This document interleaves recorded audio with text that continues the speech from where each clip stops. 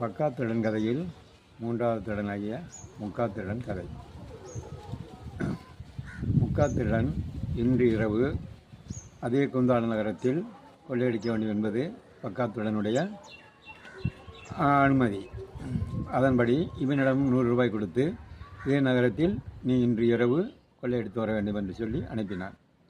இவன் 100 ரூபாயை வாங்கி கொண்டு போய் இன்று மாலை நகரத்தில் என்ன நடந்தது என்று ஒவ்வொரு தடவும் விசாரித்து தெரிந்து கொண்டு இன்று இரவு கோபால மந்திரி இன்று இரவு திருடர்களை பிடிப்பதாக உறுதியெடுத்து காவலர்களை சரி பண்ணி தீவிரமாக வேகமாக இருக்கிறார் அப்படிங்கிற உண்மையை தெரிந்து கொண்டு இருக்கிறார்.